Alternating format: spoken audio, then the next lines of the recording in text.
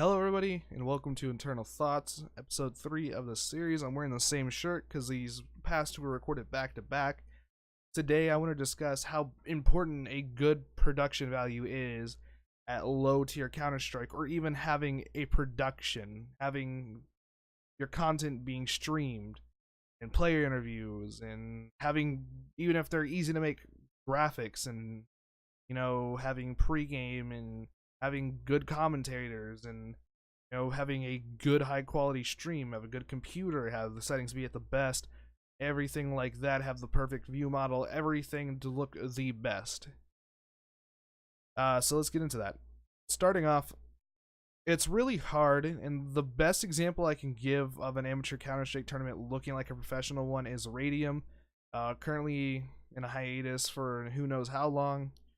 I should either have a video out about that or be posting one soon based off of the information I got, but it is a big deal, and I've seen tournaments crash and burn. If you want to look anywhere, look at Radium. Radium's numbers and interactions dropped the moment they decided to do an entire cup without streaming a game. And don't know if that was their intention, because they kept telling us that they're planning on streaming games. They'd be like, never mind, not going to happen, never mind, not going to happen. And that's a big deal. Teams want their games to be streamed. Even if it's streamed to 5 viewers, the ability to go back and watch their self play live and hear commentary over them is something that's like a endorphin producing thing. It makes you feel special. It makes you feel like a professional player. It gives you that feeling. Coming from somebody that was commentated playing and commentating it, I can say that there's probably no better feeling than doing something and having somebody talk over it. And if you do something sick, having them lose their shit. Now, I haven't had that, but I've lost my shit for people. I've gone crazy over shit.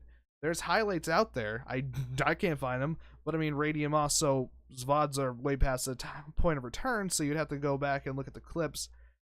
And I'm not doing that, so, just trust me on it. I guess you can go back and watch, I'll put a link to it in the description if I remember. I don't know, this will probably be uploaded in 3 days, but you can go back and watch Ego Esports' last game that I commentated, which had been about 2 weeks ago. And the excitement that I had during that game, and, I put on the caster voice and everything that you're supposed to do, and I didn't do that for a while with other things. I didn't do it for a long time. And I was really going to turn on during Ozone, but, back to the main point, which is, Ozone increased it, but fuck me, was it a problem to have, your streamer drop on you the day before the tournament, then have one that kind of could do it from time to time, then having to have me.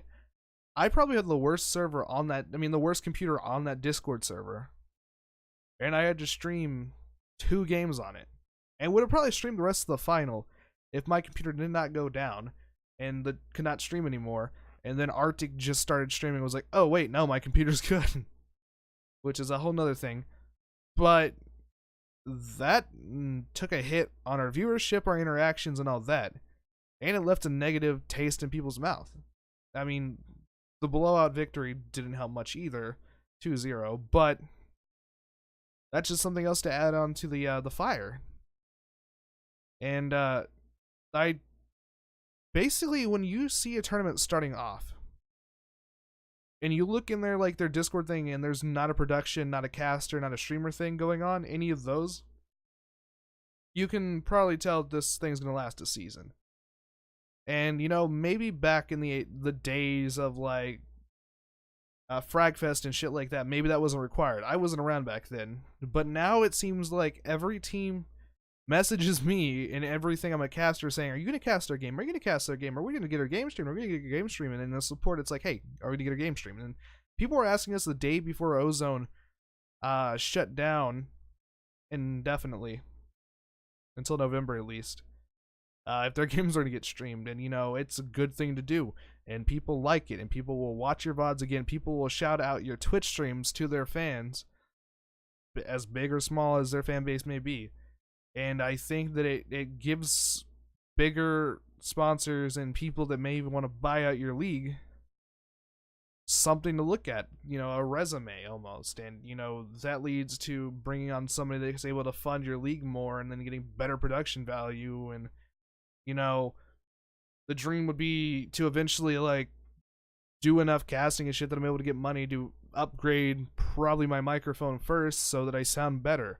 And so that even though it's not a super low voice, I don't have the high voice that this microphone gives me because it doesn't pick up lows. And, I think that'd be better for building shit up. And it would make it to where I don't have to almost drop my voice a little bit to make it sound like I'm not a 13-year-old boy. That'd be great, but, it's just the life I have right now because it's the microphone I use. And it'd be nice to be able to not have to do this, and a good microphone can make or break a stream, casting. I've casted with people with better microphones than me, and I've casted with people that have way worse microphones than me, and it's obvious, and it can take an effect. It can make it where that you can hear air in the background, you can hear them breathing, their voice, it's just cracky, there's stuff like that. There's people that cast with headsets and shit, or will be like, when, I don't know when this would have been. This would have been during Frostbite after Arctic left. We were hosting casting tryouts to be a co-caster with me, and the auditions we got were rough, and that was interesting, to say the least.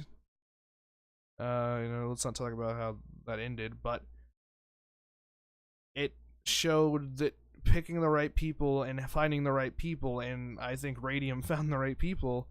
I mean, I keep going back to Radium, and Radium's kind of like, it's cool to be hating on Radium right now, but you gotta give them credit where it's due, and they had the best production value we have ever seen, and probably will see for years, on amateur level Counter-Strike. They had a professional looking stream with professional ads, professional sponsorships, like, good graphics, good statistic pages, constantly updating it, having a title sponsor is something that just is crazy. And it was crazy to cast something with a title sponsor and to see 200 people and an extremely active chat, constantly going, being able to announce cool things like people winning giveaways and shit from our sponsors and doing ad reads.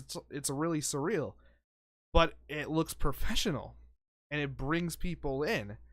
And the same people that would have watched Radium will not watch Ozone, will not watch Krypton, will not watch anything like that. They would rather spend their time doing other things. And the curse right now is, unless you're an organization that's been around for a while, you're not going to have people that are so interested in your players and your core that they're going to come and watch you play. It's not like you bring FaZe on and then, the FaZe fans come through, and if you're a tournament organizer or a league organizer or whatever you want to call yourself, and you don't have enough tournaments and you don't have enough repertoire and you don't produce good enough content, you're pretty much done.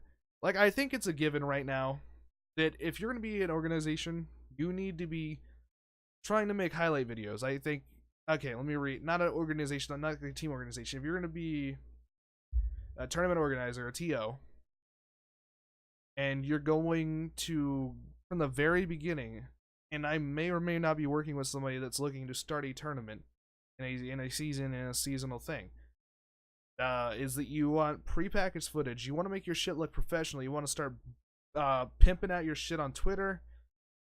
You want to be making highlight videos on YouTube. You want to be making recaps. You want to be doing everything. You want to have prepackaged shit.